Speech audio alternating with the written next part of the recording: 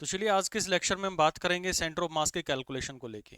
पिछली जो क्लास थी उसके अंदर में आपने बहुत अच्छे से सीखा कि कैसे आप सेंटर ऑफ मास को कैलकुलेट करते हैं।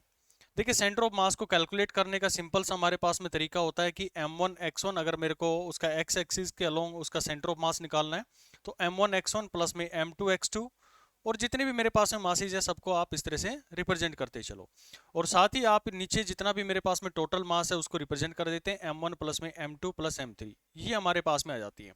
और ठीक उसी तरह से आपने y सेंटर ऑफ मास भी निकाला और इसी तरह से z सेंटर ऑफ मास भी निकाला, यानी कि आपने उस पर्टिकुलर ऑब्जेक्ट के तीनों कोऑर्डिनेट्स को डिफाइन कर दिया। तो आज की जो क्लास है बहुत इंपॉर्टेंट है, क्योंकि ये जितनी भी चीजें हमने सेंटर ऑफ मास को निकालना सीखा था ये सारा कैलकुलेशन मेरे पास में था पॉइंट ऑब्जेक्ट को लेके। अगर आपने थोड़ा सा भी ऑब्जर्वेशन इस पे लगाया होगा तो ये सारी कैलकुलेशन मेरे पास में पॉइंट ऑब्जेक्ट की आ रही थी। मान लेता हूं मैं कि मेरे पास में कोई कोऑर्डिनेट सिस्टम है और एक ऑब्जेक्ट यहां पर है, ये मेरे पास में ऑब्जेक्ट है जिसका मास है m। और ये जो दूरी आपने यहां पर रिप्रेजेंट करी कि इसका x एक्सिस के अलोंग में जो कोऑर्डिनेट आया दैट इज x1 मेरे पास में निकल कर आया। ठीक उसी तरह से ये वाला जो पॉइंट आपने निकाला, मान लेते कि ये m है, ये m1 था, ये मेरे पास में m2 था और इसका कोऑर्डिनेट x2 आया। तो आप दोनों के अंदर में मल्टीप्लाई कर क्या रहे हैं, बेसिकली इस ऑब्जेक्ट के अगर आप सेंटर ऑफ मास की बात करते हैं तो ये m2, यानी कि ये जो पॉइंट मास है, यानी कि जो मास आप कंसीडर कर रहे हैं this mass is point mass. और आप निकालना क्या चाह रहे हैं, पूरे सिस्टम का आप सेंटर ऑफ मास निकालना चाह रहे हैं। हमने देखा था ना कि अगर मैं इन दोनों ऑब्जेक्ट्स को कनेक्ट कर रहा था तो मुझे इस पूरे सिस्टम का सेंटर ऑफ मास निकालना था। लेकिन मैं खाली अगर इस इंडिविजुअल m1 मास की बात करूं तो ये तो अपने आप में क्या है, ये अपने आप में एक पॉइंट ऑब्जेक्ट है। और पॉइंट ऑब्जेक्ट का मास मेरे पास में m2 में एज इट इज इसको रिप्रेजेंट कर सकता हूं, यानी कि यूनिफॉर्मली डिस्ट्रीब्यूटेड नहीं है, केवल एक छोटा सा हमने लिया। और अगर ये मेरे पास में m2 है तो इसका सेंटर ऑफ मास भी यहीं पर होगा, इसी के पास में, जो कि ओरिजिन से कितनी दूरी पर है, ये मेरे पास में x1 दूरी पे है। अगर x1 कोऑर्डिनेट की बात करूं या फिर y कोऑर्डिनेट की बात करूं या z कोऑर्डिनेट की बात करूं तो उसके साथ में मल्टीप्लाई कर देते हैं। तो ये बेसिकली हमने क्या रिप्रेजेंट किया, उसके सेंटर ऑफ मास की पोजीशन को डिफाइन किया। ध्यान से सुनो, ये जो वर्ड अभी मैं बता रहा हूं, ये पॉइंट जो भी बता रहा हूं, ये थ्रू आउट आज के लेक्चर के अंदर में यूज होने वाला है। मैं कुछ डिफाइंड शेप्स हैं जो हमारे फिजिक्स के अंदर में हम यूज करते हैं, 7 से 8 शेप्स हैं, उनको लेकर बात करूंगा मैं, क्योंकि वो सारी शेप्स हमारे पास में बार बार रिपीट होंगी, चाहे मैं आज आपको सेंटर ऑफ मास पढ़ा रहा हूं, नेक्स्ट मैं आपको मोमेंट ऑफ इनर्शिया को लेकर बात करूं, या फिर इलेक्ट्रोस्टैट को लेकर बात करूं, या फिर आपका ग्रेविटेशन को लेकर बात करूं। तो आप अगर आज की क्लास के अंदर में सेंटर ऑफ मास को निकालने के लिए उन जितने भी 7-8 शेप्स हमारे पास में उनसे फेमिलियर हो जाओगे तो बार बार उन्हीं का यूज करूंगा। मोमेंट ऑफ इनर्शिया को लेकर भी वही चीजें आएंगी, इलेक्ट्रोस्टैट पढ़ेंगे तब भी वहां पर आएगा, इलेक्ट्रोस्टैट के अंदर में चार्ज आ जाएगा, ग्रेविटेशन के अंदर में देखोगे तो मासेज आ जाएगा, लेकिन शेप हमारे पास में वही बनी रहेंगी। तो एक बार पढ़ो सेंटर ऑफ मास को लेकर, बार बार उनका हम आगे यूज करते हुए चलेंगे, ठीक है। तो ये वर्ड जो मैं यहां पर आपको समझाना चाह रहा था कि जो आप यहां पर लिख रहे हैं ये वाला पॉइंट m1 इंटू में x1, तो ये बेसिकली m1 जो है या फिर जो मास है ये वो पॉइंट मास है जिसको आप कंसीडर कर रहे हैं, और ये x2 है उस पर्टिकुलर मास का सेंटर ऑफ मास कितनी दूरी पर है ओरिजिन से। तो हमने इसका x1 कोऑर्डिनेट से डिफाइन कर दिया। तो आगे इस चीज का मैं यूज करूंगा कि ये x1 किसको डिफाइन करता है, this is centre of mass position from origin, origin से उसकी कितनी दूरी है वो ये मेरे पास में रिप्रेजेंट करता है, ठीक है। अब मैं कुछ इंपॉर्टेंट चीजों को लेकर बात करता हूं कि यानी कि डिस्ट्रीब्यूटेड मास की बात करता हूं। तो डिस्ट्रीब्यूटेड मास को लेकर बात करें तो सबसे पहले हमारे पास में शेप आती है रोड की। अभी मैं अनडिस्ट्रीब्यूटेड की बात नहीं कर रहा हूं कि मेरे पास में यूनिफॉर्मली डिस्ट्रीब्यूटेड है या नहीं है, मैं सिर्फ एक डिस्ट्रीब्यूटेड मास की बात कर रहा हूं। मान लेता हूं कि एक मेरे पास में रोड है, जर्नल इसकी बात करूं मैं, तो ये अगर इसके सेंटर ऑफ मास की बात करें तो हमेशा इसका सेंटर ऑफ मास कहां पर रहता है, इस रोड का इसके सेंटर पर रहता है। तो ये हमारा जो रोड को लेकर बात करी तो सेंटर ऑफ मास इसका बिल्कुल इसके मिड पॉइंट पे होगा, ठीक है। दूसरा अगर मैं सर्किल की बात करूं, यूनिफॉर्मली डिस्ट्रीब्यूटेड है, तो ये मेरे पास में इसके सेंटर के ऊपर में आ जाएंगे। डिस्ट्रीब्यूटेड मास की सिस्टम्स को देख रहे हैं। अगर मैं डिस्क की बात करूं तो डिस्क का भी हमारे पास में कहां पर होगा, उसके सेंटर पर होगा। लेकिन ये सारा सिनेरियो चेंज कब हो जाएगा, जब मैं इसको यूनिफॉर्मली डिस्ट्रीब्यूटेड यानी कि इसके अंदर में डिफरेंट एक पैरामीटर्स डिफाइन कर दूंगा, जैसे सिग्मा डिफाइन कर दूंगा, इसके अंदर में रो डिफाइन कर देंगे हम, या फिर हम इसके लैम्डा को डिफाइन कर देंगे, अलग अलग शेप्स के साथ में इसके मास को हम डिस्ट्रीब्यूट करवाते चलेंगे, तब ये सारी कैलकुलेशन सेंटर ऑफ मास की हमारे पास में चेंज होती चली जाएंगी। हालांकि यहाँ से कोई भी क्वेश्चन आप लोगों से पूछता नहीं है कि मेरे पास में रोड है तो उसका सेंटर ऑफ मास कहाँ पर होगा। हम एक लेंथ दे देंगे जिसके अंदर में यूनिफॉर्मली डिस्ट्रीब्यूटेड मास होगा, तो उसके अंदर में मुझे सेंटर ऑफ मास को कैलकुलेट करना आना चाहिए। ठीक है भाई। अब एक बहुत बड़ा मिसकंसेप्शन आप लोग के दिमाग के अंदर में बना होता है कि दो कंसेप्ट है, एक होता है मेरे पास में सेंटर ऑफ मास और दूसरा होता है, बिल्कुल सही समझ पा रहे होंगे आप, सेंटर ऑफ ग्रेविटी। इन दोनों के अंदर में क्या डिफरेंस है भाई? कोई डिफरेंस नहीं है, दोनों सेम चीजें हैं। कैसे, समझो इसको। मान लेता हूं कि हम सेंटर ऑफ मास को रिप्रेजेंट करने का तरीका मेरे पास में होता है m1x1 plus m2x2 divided by m1 plus में m2, ये हम रिप्रेजेंट करते हैं। और ग्रेविटी की बात करूं, सेंटर ऑफ ग्रेविटी को लेकर बात करें तो वहां पर हम इसको डिफाइन करते हैं वेट 1 x1, यानी कि उस पर्टिकुलर ऑब्जेक्ट का वेट, और उसके साथ में हमने मल्टीप्लाई कर दिया x1 को, उसकी पोजीशन को। वेट ऑफ सेकंड x2, क्योंकि वेट जो होता है किसी भी ऑब्जेक्ट का वो नीचे की साइड में लग रहा है, दैट इज mg रिप्रेजेंट करते हैं, जिसको आप वेट से रिप्रेजेंट किया जाता है, तो वेट को मैं mg रिप्रेजेंट कर सकता हूं। ठीक इसी तरह से जितने भी ऑब्जेक्ट मेरे पास में आएंगे सभी के वेट के साथ में मल्टीप्लाई करूंगा and divided by weight of the body 1, weight of the body 2, weight of the body 3, और जितने भी मेरे पास में आएंगे सो ऑन। ठीक है भाई। अब यहां से अगर आप अच्छे से समझ पा रहे हो, अगर मैं ग्रेविटी को, जो मेरे पास में g है, एक्सेलरेशन ड्यू टू ग्रेविटी है, इसको मैं कांस्टेंट मान लेता हूं, कांस्टेंट मान लेता हूं, क्योंकि हम जितनी भी कैलकुलेशन हमारी करते हैं तो उसके अंदर में ज्यादा लंबी हम किसी भी ऑब्जेक्ट को नहीं मानते हैं। यानी कि वो ऊंचाई के अंदर में हमने मान लिया 1 मीटर है, 2 मीटर है, 3 मीटर है, या फिर 10-15 मीटर तक हो सकता है। तो आप हर पोजीशन के ऊपर में देखेंगे तो वहां पर आप g को जो है वो कांस्टेंट मान सकते हैं। लेकिन अगर मैं कहूं कि भाई 1200 फीट की, 1200 मीटर, 1300 मीटर, या फिर 2 किलोमीटर, 5 किलोमीटर की कोई मेरे पास में रोड है और उसका मुझे centre of gravity find out करना है, तो क्या उस केस के अंदर में सेंटर ऑफ ग्रेविटी या फिर सेंटर ऑफ मास सेम हो सकता है? नहीं होगा, क्योंकि यहां पर g जो है वो अलग है, g1 है, इस पॉइंट के ऊपर में g अलग है, g2 है, इस पॉइंट पर g3 अलग होगा, इस पॉइंट पर g4 अलग होगा। यानी कि सेंटर जो एक्सेलरेशन ड्यू टू ग्रेविटी है वो हमारा चेंज होता चला जाएगा। ये आप अच्छे से ग्रेविटेशन के अंदर में थोड़ी बहुत नॉलेज तो आप लोगों को है इस चीज की, कि जैसे जैसे हम ऊपर जाते हैं तो हमारी जो एक्सेलरेशन ड्यू टू ग्रेविटी है वो चेंज होती चली जाती है। तो अगर हम सिंपलर छोटे ऑब्जेक्ट्स की बात करते हैं तो g को हम क्या मान सकते हैं? कांस्टेंट मान सकते हैं। लेकिन अगर बहुत बड़ी ऑब्जेक्ट आपने ले ली है तो वहां पर आप g कांस्टेंट नहीं मान सकते, then you have to calculate centre of gravity उस ऑब्जेक्ट के साथ में। अगर मान लो ये था मेरे पास में, तो mg1 x1 इस तरह से रिप्रेजेंट करते हैं, इस वाले का mg2 x2 इस तरह से रिप्रेजेंट करते हैं। लेकिन क्योंकि हम हर जगह पर अपनी g को कांस्टेंट मान सकते हैं, तो मैं डायरेक्टली यहां पर इस ऑब्जेक्ट की जगह पे क्या लिख दूं? w1 m1 इंटू में g, यहां पर m2 इंटू में g, नीचे m1g, m2g, m3g, तो सब में से g मेरा बाहर कॉमन आ जाएगा। और अब फाइनली देखेंगे कि ये मेरे पास में रिलेशन क्या बचेगी? m1 x1 plus m2 x2। तो यही मेरे पास में क्या होता है? Centre of gravity. यानी कि सेंटर ऑफ ग्रेविटी और सेंटर ऑफ मास दोनों ही मेरे पास में सेम होते हैं। कब? जब आप g को कांस्टेंट मान के चल रहे हैं। लेकिन अगर g वेरी आपका करता चला गया तो सेंटर ऑफ ग्रेविटी वहां पर क्या हो जाती है? चेंज होती चली जाती है। वो कहीं ना कहीं से ऑब्जेक्ट के ऊपर में आएगी, लेकिन वेरिएशन इतनी ज्यादा है उसकी g की कि वो हम सेंटर ऑफ मास के साथ में डिफाइन नहीं कर सकते। तो दोनों की हमें अलग अलग कैलकुलेशन इसके अंदर में करनी होगी। ठीक है भाई, आई होप आप लोग को ये सेंटर ऑफ मास और सेंटर ऑफ ग्रेविटी का कंसेप्ट अच्छे से क्लियर हो गया होगा। जहां पर भी g की वेरिएशन आ रही है, कंफर्म है कि मुझे वहां पर सेंटर ऑफ ग्रेविटी निकालना ही होगा। सेंटर ऑफ मास भी निकालना है और सेंटर ऑफ ग्रेविटी भी निकालना पड़ेगा। लेकिन अगर g मेरे पास में कांस्टेंट है तो जो मैंने सेंटर ऑफ मास निकाला है वहीं पर मेरी सेंटर ऑफ ग्रेविटी रहेगी। यानी कि वो ऑब्जेक्ट को आप उस पर्टिकुलर पॉइंट पर मान सकते हैं कि मैं उसके अकॉर्डिंग निकालकर उसका क्या निकाल सकता हूं? mg निकाल सकता हूं। क्योंकि देखो हमें करना क्या होता है? Mass force equal to mass into acceleration लगाना होता है। तो ये नेट फोर्स है, तो ये एक्सेलरेशन किसका? सेंटर ऑफ मास का निकालना होता है। अगर मैं इसी को mg की बात करूं, कोई ऑब्जेक्ट को मैं ऊपर से ड्रॉप कर रहा हूं और उसके सेंटर ऑफ मास की कैलकुलेट करूं, तो उसके तो हर पार्ट मूव कर रहे हैं, ये पार्ट भी, ये पार्ट भी, ये पार्ट भी, हर पॉइंट उसका मूव कर रहा है। तो मुझे क्या कंसीडर करना पड़ेगा? उसका सेंटर ऑफ ग्रेविटी, यानी कि जिसके ऊपर मैं एक्सेलरेशन लगा सकूं या अंडर ग्रेविटी जो गिर रहा होगा तो मैं उसको निकाल लूं। तो ये सेंटर ऑफ ग्रेविटी की मेरे पास में एक्सेलरेशन मतलब वो कैलकुलेट मुझे करना आना चाहिए, तब मैं इसको क्या निकाल सकता हूं? एफ नेट वहां पर हम कैलकुलेट कर सकते हैं। तो ये छोटा सा कॉन्सेप्ट आप लोगों का सेंटर ऑफ मास और सेंटर ऑफ ग्रेविटी को लेकर था। जब बॉडी बहुत बड़ी हो जाती है तो हम उसके अंदर में सेंटर ऑफ ग्रेविटी लगा देते हैं। ठीक है, अच्छा अब कुछ डिस्ट्रीब्यूशंस की बात करता हूं, क्योंकि आगे का जितना भी डिस्कशन होगा वो वहां पर बार बार यूज होता आएगा और आप सभी को पता है इसके बारे में, क्योंकि मैं ये भी चीज आपको बता रहा हूं कि बार बार ये आपके 4 से 5 चैप्टर के अंदर में यूज होगा। तो वहां पर मैं इनके बार बार डेरिवेशन की तरफ में नहीं जाऊंगा। आज की क्लास में मैं डेरिवेशन करवाऊंगा और डेरिवेशन के साथ साथ में एक शॉर्ट ट्रिक भी बताऊंगा जिससे एक स्टेप के अंदर में आप सारी चीजों को याद कर सकते हैं। लेकिन पहले मुझे लॉन्ग कट मेथड से लेके जाना पड़ेगा, क्योंकि क्वेश्चन जो है वो किसी भी तरह से आप लोगों से पूछा जा सकता है। तो अभी कुछ हम डिस्ट्रीब्यूशन पैरामीटर्स की बात कर लेते हैं। डिस्ट्रीब्यूशन पैरामीटर से मतलब होता है कि हमारे पास में तीन तरह की चीजें होती हैं, अगर मैथमेटिक्स को लेकर बात करूं मैं, जिनकी बार बार आप लोगों को जरूरत पड़ेगी।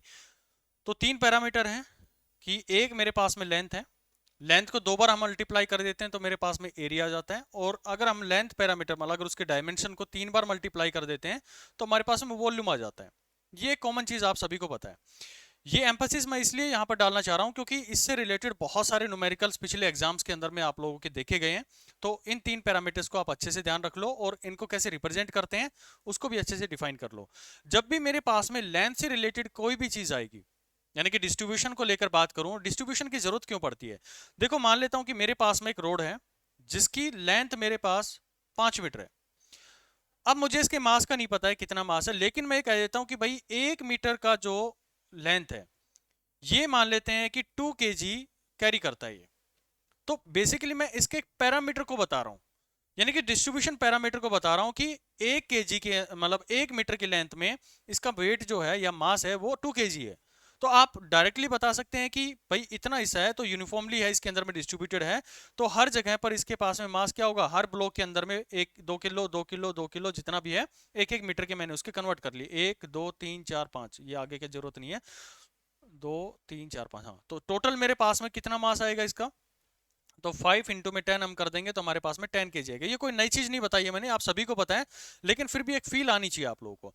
दूसरा पैरामीटर जो होता है वो मेरे पास में हो सकता है इसका एरिया। एरिया से मतलब होता है कि जो अब मैंने डायमेंशन बता दिया है, जैसे एक पेपर लिया आप लोगों ने, तो पेपर के ऊपर में वो चीजें जहां पर मतलब जो एरिया आपके पास में अवेलेबल है, जो आपके सामने इंटरफेस अवेलेबल है जहां पर आप अपने पेन से लिख सकते हैं। मैंने ऐसे लोग देखे हैं जिनको फील नहीं आती कि क्या एरिया होता है क्या वॉल्यूम होता है, बस रट रखा है हाँ भाई एरिया एक चीज है वॉल्यूम एक चीज है। अरे भाई उसको समझो। अगर नहीं समझ आता तो सिंपल सी एक बात, एक पेज उखाड़ लो अपने नोटबुक से और जितना भी एरिया जहां तक भी आप लिख सकते हो वो पूरा आपके एरिया, यानी कि जहां पर आप पेन चला सकते हो उसके ऊपर में वो आपका एरिया है। ठीक है। अगर मैं वॉल्यूम की बात करूं तो इसकी साइड को फॉलो कर दूं, फोल्ड कर दूं, जैसे कोई गिलास ले लिया या मग ले लिया और उसके अंदर में आप पानी भर सकते हैं, तो वो बेसिकली उसके वॉल्यूम को रिप्रेजेंट कर रहा है। तो ये जो आपने एरिया लिया है इसके अंदर में लेंथ के दो पैरामीटर्स को मैंने डिफाइन किया, तो मैं ये कहूंगा कि इसका मास जो है 2 kg पर मीटर स्क्वायर लाई कर रहा है। अगर मुझे इसका एरिया पता होगा तो मैं डायरेक्टली इस पूरी जो सीट है इसका एरिया निकाल सकता हूं। उसी तरह से ये वॉल्यूम है, तो मैंने कहा कि 2 kg पर मीटर क्यूब है। ये पर मीटर क्यूब का मतलब क्या हो गया कि 1 मीटर क्यूब यानी कि वॉल्यूम के अंदर में 2 kg का वेट रखता है वो। ठीक है। तो इसके अंदर में मेरे पास में क्या आएगा, जो इसका वॉल्यूम आ जाएगा टोटल मैं उसका निकाल सकता हूं। तो ये उसके डिस्ट्रीब्यूशन पैरामीटर्स होते हैं, यानी कि मास को हमने डिस्ट्रीब्यूट कर दिया। क्योंकि हमने अपना अभी तक सेंटर ऑफ मास जो पढ़ा है, ये जरूरत क्यों पड़ रही है भाई मेरे, इसको अच्छे से समझ लो कि हमने अभी तक सेंटर ऑफ मास पढ़ा है, वो हमने पॉइंट मासेस के लिए कैलकुलेट करना सीखा है, पॉइंट मास के लिए। लेकिन अगर बॉडी मेरे पास में बड़ी आ जाए, जैसे डिस्क आ गया, रिंग आ गया, स्पीयर आ गया, होलो स्पीयर आ गया, सॉलिड स्पीयर आ गया, तो कैसे कैलकुलेट करोगे? तो मुझे वहां पर इस पॉइंट मास की तरफ अप्रोच करने की जरूरत पड़ेगी। इसलिए मुझे ये चीज पढ़ना बहुत जरूरी है, उसके डिस्ट्रीब्यूशन पैरामीटर को। तो लेंथ के लिए हम जो डिस्ट्रीब्यूशन पैरामीटर करते हैं उसको रिप्रेजेंट करते हैं लैम्डा से, और इसकी यूनिट ध्यान रखना केजी पर मीटर। दूसरा यहां पर आता है हमारे पास में सिग्मा, एरिया को सिग्मा से रिप्रेजेंट करेंगे, यानी कि जहां पर मेरे पास में एरिया वाइज आता है, सरफेस वाइज आता है, तो हम उसके सिग्मा को यूज करेंगे पर मीटर स्क्वायर। और वॉल्यूम की जब बात आएगी तो रो केजी पर मीटर क्यूब। ये तीन पैरामीटर्स आप लोग को अच्छे से याद हो जाने चाहिए, बार बार इनकी जरूरत पड़ेगी। जैसे ये जो मैंने डिफाइन किया 2 kg पर मीटर स्क्वायर, तो देखते ही आपको समझ में आएगा कि भाई ये किसकी बात कर रहा है, सिग्मा की बात कर रहा है। अब आगे जैसे जैसे हम डिफरेंट डिफरेंट शेप्स की बात करेंगे तो मैं आप लोगों से जानना चाहूंगा कि मुझे क्या यहाँ पर यूज करना चाहिए, लैम्डा यूज करना चाहिए, सिग्मा यूज करना चाहिए, या फिर रो यूज करना चाहिए। चलो अब कुछ हम हमारे पास में शेप्स हैं उनको लेकर देख लेते हैं। तो पहली शेप की बात करूं मैं, तो पहले शेप के लिए आप हेडिंग डालेंगे केस नंबर 1 या फिर टाइप 1 की बात कर लो, एक रोड जिसके अंदर में मास जो है यूनिफॉर्मली डिस्ट्रीब्यूटेड है। पहला अच्छे से समझ लेना क्या क्या मैं उसके अंदर में कैलकुलेशन कर रहा हूं और क्यों करी जा रही है वो, फिर आगे की चीजें उसे जोड़ते हुए चलूंगा। टोटल हम 8 टाइप की इसके अंदर में शेप्स पढ़ेंगे। आज पढ़ लोगे तो आपकी 4 से 5 यूनिट इसके अंदर में कवर हो जाएंगी। सेंटर ऑफ मास वाला आज चैप्टर, फिर हमारे पास में मोमेंट ऑफ इनर्शिया, फिर आप देखेंगे इलेक्ट्रोस्टैट, फिर आपके पास में ग्रेविटेशन, और भी हमारे पास में छोटे मोटे टॉपिक्स आते रहेंगे, उनके अंदर में बार बार इनका हम यूज करते रहेंगे। तो ये सारी चीजें वहां पर भी रिपीट होंगी और आज सेंटर ऑफ मास के अंदर में रिपीट होगा। आज की क्लास के बाद में आप लोगों को नेक्स्ट लेक्चर के अंदर में मोस्ट प्रोबेबली आपको प्रैक्टिस करवाई जाएगी जितने भी सेंटर ऑफ मास के न्यूमेरिकल्स हैं। तो आज थियोटिकल पोर्शन है, चीजों को समझना है, क्योंकि कई बार क्या होता है ना कि एग्जाम के अंदर में न्यूमेरिकल वैल्यूज नहीं आती, वो डिफरेंट शेप्स आप लोगों से पूछ लेते हैं और थोड़ा सा उसके अंदर में ट्विस्ट करके दे देगा चीजों को। तो वो अप्रोच समझ में आनी चाहिए, वो फील आनी चाहिए आपको कि कैसे सेंटर ऑफ मास को कैलकुलेट करते हो, क्या स्टेप्स होते हैं, वो स्टेप आपको समझना जरूरी है। चलो पहली बात करता हूं मैं रोड को लेकर। एक रोड हम डिफाइन करना चाह रहे हैं और कुछ छोटे छोटे पॉइंट्स आप लोग को बताऊंगा, उसी तरीके से आप लोगों को सारी कैलकुलेशन करनी है, उससे डाइवर्ट नहीं होना है। अगर डाइवर्ट हो गए तो आपका कैलकुलेशन जो वो गलत हो जाएगा। देखो एक रोड है जिसके अंदर में हमने कहा कि उसका जो मास है वो यूनिफॉर्मली डिस्ट्रीब्यूटेड है, और हमने उसकी जो पैरामीटर दिया लेंथ वाइज हमने दिया लैम्डा दे दिया, या फिर आप इसको लैम्डा नॉट इनटू में एक्स से रिप्रेजेंट कर सकते हैं। जो वैल्यू मैंने दी है यानी कि लेंथ वाइज उसकी जो डिस्ट्रीब्यूशन हो रहा है लैम्डा नॉट एक्स से हो रहा है। ठीक है भाई, अब ये तो पूरी रोड होगी मेरे पास में, मास तो इसका हर जगह पे डिस्ट्रीब्यूटेड है। लेकिन अभी तक मैंने जो फॉर्मूलाज अपने पढ़े थे वो क्या थे, वो पॉइंट मासेस के लिए एप्लीकेबल थे, यानी कि पॉइंट मास का ही मैं जो है वो सेंटर ऑफ मास निकाल सकता था। तो पहला स्टेप मेरे लिए ये होना चाहिए, स्टेप 1, कि कुछ ऐसा करो कि इस पूरे ऑब्जेक्ट को आप एक पॉइंट मास निकाल सको। तो इसके लिए बोला गया कि भाई इसके ना छोटे छोटे टुकड़े कर लो। स्टेप 1 की बात कर रहा हूं मैं।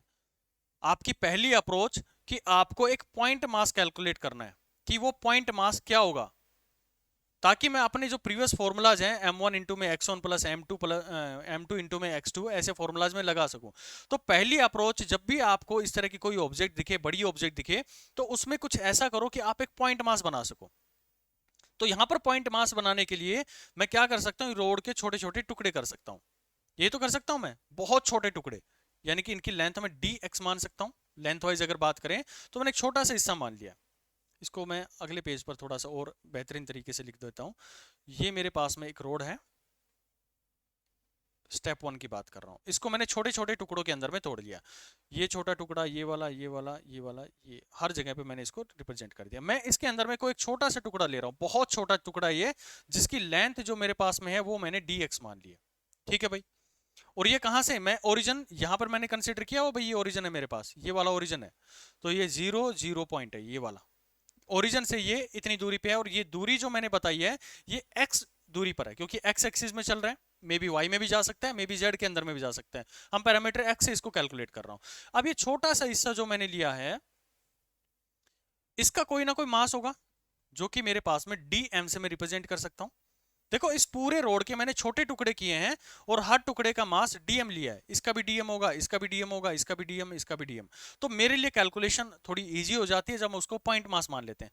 तो यहां से आपको समझ में आता है कि ये जो ऑब्जेक्ट है, ये जो मैं जिसको सर्किल कर रहा हूं, ये ऑब्जेक्ट ओरिजिन से x दूरी पर है और इसका मास dm है, ये x दूरी पर है। ये पॉइंट समझ में आया कि नहीं, ये बताओ मेरे को कि मैंने ये क्या किया। क्योंकि मैं अपना फॉर्मूला कौन सा लगाना चाहता हूं कि XCOM that is equal to m1 into में x1 प्लस में m2 इंटू में x2 सो ऑन, जो भी हमारे पास में फॉर्मूला, टोटल नीचे हम क्या लिखते हैं, उसका मास लिखते हैं ऑब्जेक्ट का। तो यहां पर मैं आप लोगों से ये रिप्रेजेंट करवाना चाह रहा हूं कि भाई ठीक है, ये m1 तो मेरे पास में पॉइंट मास होना चाहिए। तो मैंने उस रोड के छोटे छोटे टुकड़े कर लिए हैं और यहां पर dm मास यहां पर कंसिडर कर लिया है। और ये कितनी दूरी पर है, इसका सेंटर ऑफ मास वहीं पर होगा जहां पर ऑब्जेक्ट है, जो कि x दूरी पर है। तो ये x हमने डिफाइन कर दिया। अब ये एक छोटे से मास का मैं निकाल लूंगा सेंटर ऑफ मास, और बाद में फिर पूरे के लिए चाहिए तो मैं क्या कर दूंगा, उसको इंटीग्रेट कर दूंगा। यानी कि जो दूसरा मेरे को स्टेप यूज करना है वो इंटीग्रेट वाला यूज करना पड़ेगा इसके अंदर में। ठीक है भाई, अभी मैं इंटीग्रेट पर आऊंगा, अभी मैं पहला स्टेप की बात कर रहा हूं, स्टेप 1, यानी कि उस ऑब्जेक्ट को छोटे छोटे टुकड़ों के अंदर में आप लोग तोड़ लो। ठीक है, यहां से आपने तोड़ा तो आपको पता चला कि सेंटर ऑफ मास के जो कोऑर्डिनेट है वो कहां पर है, एक्स एक्सिस के अंदर में ही होगा, क्योंकि y के अंदर में तो है नहीं ये, तो इसका y कोऑर्डिनेट क्या हो गया, 0 हो गया। तो ये जो मास है यानी कि dm की कैलकुलेशन करूं मैं, तो dm आपको निकालना आना चाहिए, क्योंकि तभी तो आप इस फॉर्मूले में लगा सकते हैं m1 इंटू में x1। m1 मास आपको dm पता है, लेकिन भाई आपके पास में जो पैरामीटर्स हैं, पैरामीटर क्या थे, लैम्डा वाले थे, इनकी फॉर्मेट में तो लिखोगे उसका डिस्ट्रीब्यूशन कितना होगा। तो ये लेंथ जो है वो आपके पास में dx थी, और इसका जो लैम्डा था वो आपको गिवन था लैम्डा नॉट इंटू में एक्स। जैसे मैं एक न्यूमेरिकल के साथ में इसको दूं तो मैंने कहा कि ये लेंथ मेरे पास में 1 मीटर है, जो यहाँ पर आपने कंसिडर करी ये वाली लेंथ, और ये जो पैरामीटर ये 2 kg अपना वेट रखता है हर मीटर के अंदर में। तो 2 से आप 1 मल्टीप्लाई कर दोगे तो आपको ये पता लग गया कि इसका कितना वेट होगा, यानी इस मास का ये मास कितना होगा इस ऑब्जेक्ट का। तो आपने क्या किया, डी एक्स इंटू में लैम्डा नोट इंटू में एक्स किया। भाई लैम्डा से मल्टीप्लाई कर दोगे, लैम्डा की वैल्यू लैम्डा नोट एक्स है। तो डी एम मेरे पास में क्या आया कि डी एक्स लेंथ है, डी एक्स लेंथ है और उसके अंदर में डिस्ट्रीब्यूशन है, यानी कि मास आपको टोटल निकालना है, तो आप लैम्डा नोट इंटू में एक्स कर दोगे। यहाँ पे न्यूमेरिकल वैल्यू मैं प्रोवाइड भी कर सकता हूँ आप लोगों को, 4 हो गया, 4 kg पर मीटर हो गया, या फिर 6 kg पर मीटर हो गया। तो कोई भी वैल्यू गिवन हो, कोई उससे फर्क नहीं पड़ता। स्टेप यही चलने आपको कि सबसे पहले आप ये देखो कि उसके टुकड़े बनाए, फिर मैंने उसका सेंटर ऑफ मास देखा कि कहां पर लाई करेगा, वो उसके एक्स एक्सिस पर करेगा, यानी कि मुझे उसके m1 इंटू में x1 से मतलब है। ये m1 कौन सा, वो छोटा सा टुकड़ा, और उसका सेंटर ऑफ मास ये वाला हो गया। तो ये x1 कैलकुलेट करूं मैं, तो उससे पहले ये dm की बात कर लूं मैं, तो dm यहां पर कितना रहेगा, तो dx इंटू में वो छोटा सा टुकड़ा लैम्डा नोट इंटू में x, और यहां पर आ गया x1। अभी थोड़ा सा थ्योरेटिकल चल रहा है, थोड़ा कंसेप्चुअल चल रहा है, सीख लो इसके अंदर में, अगले में दौड़ोगे आगे। तो dm आ गया मेरे पास में ये, ठीक है भाई। अब मैं बात करूं इसके जो सेंटर ऑफ मास हो गया मेरे पास में, तो x कोऑर्डिनेट के अंदर में हमें सेंटर ऑफ मास निकालना है, ये तो कंफर्म हो गया। तो x सेंटर ऑफ मास कितना आएगा, क्योंकि y वाला सेंटर ऑफ मास है वो तो क्या हो गया, 0 हो गया, उसके कोऑर्डिनेट तो मुझे निकालने की जरूरत है ही नहीं। उसी तरह से z सेंटर ऑफ मास का भी कोऑर्डिनेट कितना हो गया, 0 हो गया, क्योंकि ये लेंथ जो है वो x एक्सिस के अलोंग ही चला है। y में होता है तो y की साइड में रिप्रेजेंट कर देता मैं। तो इसके लिए आपने देखा कि dm इंटू में x, भाई यहां पर जो मास है वो dm दूरी पर है, और इसका जो कोऑर्डिनेट है वो x है, यानी कि उसका सेंटर ऑफ मास x दूरी पर है। ये पॉइंट आपको समझना है कि ये जो x लिखते हैं ना, ये सेंटर ऑफ मास होता है, की पोजीशन होती है कहां से, ओरिजिन से। जो आपने मास कंसीडर किया है उसके सेंटर ऑफ मास का डिस्टेंस होता है ओरिजिन से, ठीक है भाई। नीचे मेरे पास में क्या लिखते हो, टोटल मास लिखते हो, यानी कि dm जो मास आएगा, और फिर हम क्या कर देते हैं, कंप्लीट का चाहिए तो हम इसको क्या कर देते हैं, इंटीग्रेट कर देते हैं। उसी तरह से YCOM मुझे निकालना होता तो मैं क्या कर देता, dm इंटू में y। ये समझ गए होंगे कि y का मतलब क्या है, y का मतलब कोऑर्डिनेट है किसके, जो dm मास मैंने कंसीडर किया है y की डायरेक्शन में, मतलब y जो आया है वो ओरिजिन से उस ऑब्जेक्ट का कोऑर्डिनेट है, जो आपने कंसीडर किया, जो मास आपने कंसीडर किया है, इसमें से जो पूरा टुकड़ा आपने कंसीडर किया ना उसकी कैलकुलेशन है ये। और नीचे हम dm करते हैं और टोटल चाहिए तो मुझे इंटीग्रेट कर देना। उसी तरह से ZCO मुझे चाहिए, तो dm, और ये z कौन सा, ये जो मास आपने कंसीडर किया हुआ है ना, ये छोटा सा टुकड़ा जो इतनी दूरी पर बना हुआ है, उसका z कोऑर्डिनेट कितना है मेरे पास में, तो ये यहां से आप इंटीग्रेट करोगे, dm ये आ गया। लेकिन हमारे इस केस के अंदर में ये वैल्यू 0 बन गई है, ये वैल्यू 0 बन गई है, लेकिन ये वाला 0 नहीं बन रहा है, क्योंकि ये x एक्सिस के अलोंग मूव कर रहा है। तो अब हमारे लिए चीजें बहुत आसान हो गई है। तो XCOM को आप डायरेक्टली लिख सकते हैं क्या, इंटीग्रेशन लैम्डा नोट इंटू में x इंटू में कितना आएगा भाई, ये dx आ जाएगा। ये तो था मेरे पास में उसका मास dm, और यहां पर x कोऑर्डिनेट, भाई ये dm मैंने लिखा ना, dm की वैल्यू यही तो थी, dx इंटू में लैम्डा नोट इंटू में x, जो मेरे को क्वेश्चन के अंदर में गिवन थी। तो यहां से मैंने ये लिख दिया डिवाइड बाई इंटू में x, और डिवाइड बाई क्या करते थे हम, टोटल मास है उसको इंटीग्रेट कर देंगे। तो टोटल मास यहाँ पर dm था, लैम्डा नोट इंटू में x इंटू में dx, इसको इंटीग्रेट कर देंगे। जब आप इसको इंटीग्रेट करेंगे, कंप्लीट आप इंटीग्रेशन करेंगे, कहां से कहां तक करेंगे भाई, जो लेंथ मेरे पास में थी इसकी कितनी लेंथ गिवन थी, l लेंथ गिवन थी पूरी रोड की। तो ये इंटीग्रेशन जाएगा 0 से l, ये इंटीग्रेशन जाएगा 0 से l, और जब आप फाइनल इसका रिजल्ट निकालेंगे तो इसका सेंटर ऑफ मास आएगा 2l/3। ये आप सभी ने रट रखा था, सभी को आता भी है ये, लेकिन कैसे इसके पीछे कैलकुलेशन चली है वो एक फील आप लोगों को आनी चाहिए। क्योंकि हमारा जो फॉर्मूला है ना, ये वाला फॉर्मूला जो है, ये हम केवल और केवल अप्लाई कर सकते हैं एक पॉइंट मास के लिए। अब डिस्ट्रीब्यूटेड मास आ गया तो भाई मैं तो बंद गया, मेरे हाथ बंद गए। तो मैथमेटिक्स वालों ने हमें एक बहुत अच्छा टूल दिया इंटीग्रेशन का। उन्होंने कहा कि भाई आप अपनी जो भी रोड है उसके छोटे छोटे टुकड़े कर लो, और छोटे से टुकड़े का आप अपना निकाल लो centre of mass, x coordinate निकाल लो, और आपको पूरा चाहिए तो उसको क्या कर दो, आप इंटीग्रेट कर दो, हम आपका आंसर वहां पर प्रोवाइड कर देंगे। तो मैंने वही किया है बेसिकली। m1 इंटू में x मुझे कैलकुलेट करना था, तो पहले मैं m की तरफ में जाऊंगा, ये m था जो कि अपने आप में dm बना हुआ था, क्योंकि पैरामीटर था लेंथ वाइज डिस्ट्रीब्यूशन का, तो मैंने डायरेक्टली इसके डीएम को कैलकुलेट कर लिया, डी एक्स जितनी मैंने लेंथ ली है, और उसको मैंने उसके यूनिफॉर्मली डिस्ट्रीब्यूटेड पैरामीटर लैम्डा से मल्टीप्लाई कर दिया, जो कि लैम्डा नोट एक्स गिवन है क्वेश्चन के अंदर में। कहीं पर वैल्यू भी प्रोवाइड होगी, 4 होगा, 5 होगा, जो भी होगा वो आप डायरेक्टली लिख देंगे। और ये निकालने का सेंटर ऑफ मास निकालने का तरीका क्या होगा, क्योंकि एक मास है मेरे पास में, यानी कि इंटीग्रेशन करना है मुझे, तो डीएम के मैंने छोटे छोटे टुकड़े करे, ये टुकड़ा ये टुकड़ा ये टुकड़ा, सारे डीएम मास के हैं, तो सभी के मैंने इंटीग्रेट कर दिया, 0 से एल तक का जो लेंथ है उसकी वो इंटीग्रेट किया। तो आपके पास में जो फाइनल आंसर बन के आएगा वो आएगा 2L/3। तो अब आपको स्टेप समझ में आ गए होंगे कि पहला स्टेप उसको टुकड़ों में तोड़ो, कोई भी स्टेप आपके पास में है उसको टुकड़ों में तोड़ना आपको, वो डिफरेंट डिफरेंट हमारे पास में पोजीशन आएंगी, कैसे शेप्स के लिए कैसे हमें यूज करना है। दूसरा, आप उसके सेंटर ऑफ मास को डिफाइन करो, कैसे करोगे, ये फॉर्मूला बार बार यूज होगा, इसको आप रट लो, एक्स एक्सिस में ही आएगा, वाई एक्सिस में ही आएगा, जेड एक्सिस में ही आएगा, बस इन 3 फॉर्मूलाज के ऊपर में। इन 3 फॉर्मूला में आपको क्या निकालने के लिए पूरी कैलकुलेशन करनी पड़ रही है, इतनी भागदौड़, डीएम निकालने के लिए, और किस कोऑर्डिनेट में उसका सेंटर ऑफ मास लाई करेगा वो निकालना। वो हमें बॉडी को देख के अपने आप समझ में आ जाता है कि एक्स एक्सिस में जा रहा है या वाई में। यहाँ पर हमें दिख रहा था कि एक्स एक्सिस में ऑब्जेक्ट मेरी एक्सटेंड कर रही है, तो इसके कहीं मिड में रहेगा या किसी एक पोजीशन पर रहेगा इसका सेंटर ऑफ मास, तो एक्स में हमने लिया, बाकी के हमने 0 कर दिए थे उसके अंदर में। चलो अब नेक्स्ट हम शेप की बात कर लेते हैं, centre of mass of semi circular ring. काफी इंपॉर्टेंट है ये फॉर्मूला, आप लोग रट लेंगे भाई अच्छे से। हालांकि मैं अभी आप लोगों को ट्रिक भी बताऊंगा इन सब चीज़ों को याद करने की, लेकिन थोड़ा सा अभी फील करते चलें तो बेटर रहेगा। तो सेकंड आप हेडिंग डालेंगे सेंटर ऑफ मास ऑफ, अब तो कुछ नहीं बचा भाई, हो गया समझ लो, अब जितना भी था। अब तो मैं दौड़ाऊंगा इन चीज़ों को, दौड़ाऊंगा इन द सेंस, अब बार बार वो नहीं बताऊंगा कि क्या मैं डीएम कैलकुलेट कर रहा हूँ, क्यों कर रहा हूँ, कैसे कर रहा हूँ। तो मान लेता हूँ कि एक मेरे पास में रिंग है, जो स्टेप मैं आपको बताऊंगा उसी स्टेप को फॉलो करना है आपको। ये रिंग है और इसका मैंने सेंटर ऑफ मास आप लोगों से पूछने की कोशिश करिए। तो सभी को इसका फॉर्मूला तो पता है कि भाई इसका फॉर्मूला 2R/पाई होता है। सेमी सर्कुलर रिंग का फॉर्मूला सेंटर ऑफ मास का ये होता है, लेकिन आ कहां से रहा है उसको फील करो, क्योंकि 4-5 चैप्टर के अंदर में हमारा यूज होगा। तो इसके लिए आपको क्या करना है, इसको 2 हिस्सों के अंदर में तोड़ दो, एक एक्स एक्सिस कह लो और एक मेरे पास में वाई एक्सिस कह लो, ये एक्स एक्सिस और ये वाई एक्सिस। अब आप देख पा रहे होंगे स्टेप वन में मैंने बताया था कि ये पूरा मास जो है वो डिस्ट्रीब्यूटेड है। अब ये लेंथ जो है वो तो भाई x में भी जा रही है, मतलब उसका जैसे जैसे हम x को वेरी कर रहे हैं तो इसका y चेंज होता जा रहा है, यानी कि y कोऑर्डिनेट उसका चेंज होता जा रहा है। तो मेरे लिए ये पॉसिबल नहीं है कि मैं इसके छोटे छोटे टुकड़े लेंथ वाइज बना लूं। तो लेकिन थोड़ा सा एक आइडिया मैं लगाऊं, तो मैं यहां से एक एंगल थीटा पर चला जाता हूं।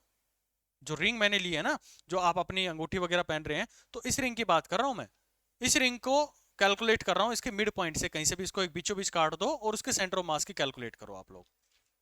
ठीक, तो मैं इसको एंगल थीटा पर चला गया हूं भाई, जो भी रिंग है उसमें किसी एक एंगल थीटा पर चले जाओ आप ऊपर की साइड में, और यहां से एक छोटी सी दूरी, बिल्कुल छोटी सी दूरी तय करो आप, ये वाली, जिसको आप डी थीटा बोल सकते हो। यानी कि मैं जो थीटा पे मैं जाकर उसके थोड़ा सा हल्का सा मैंने टिल्ट किया, तो ये कहीं ना कहीं एक आर्क यहां पर बन रही है। ये आर्क अगर आप लोग देख पा रहे हैं, अगर इसका रेडियस आर है तो यहां से ये आर्क की लेंथ कितनी आ जाएगी मेरे पास में, arc length is R D theta. ये काइनेमेटिक्स के अंदर में आपने अच्छे से सीखा है कि आर्क जो होता है हमारे पास में रेडियस इनटू में जो एंगल होता है उससे मल्टीप्लाई कर देते हैं, तो ये मेरे पास में आ जाता है। ये तरीका बता रहा हूं, और हमेशा जब भी आपको सेमी सर्कुलर रिंग मिलेगी तो यही फॉर्मूला, यही तरीका आपको यूज करना है कि किसी भी पर्टिकुलर एंगल थीटा पर चले जाओ, क्योंकि न्यूमेरिकल जो आएंगे वो अलग अलग डिफरेंट डिफरेंट एंगल में आप लोग को प्रोवाइड करूंगा, तो वहां पर आपके जो फॉर्मूलाज है ना वो फेल हो जाएंगे। ये 2R/पाई, ये थोड़ा सा मेथड आप लोग को वहां पर फॉलो करना पड़ेगा। तो ये आ गया थीटा और डी थीटा मेरे पास में, इसको मैंने कंसीडर कर लिया। ठीक है भाई, अब ये बताओ कि मैं क्या कर रहा हूं, इसके सरफेस की बात कर रहा हूं, इसके लेंथ की बात कर रहा हूं, किस चीज को लेकर मैं बात करना चाह रहा हूं।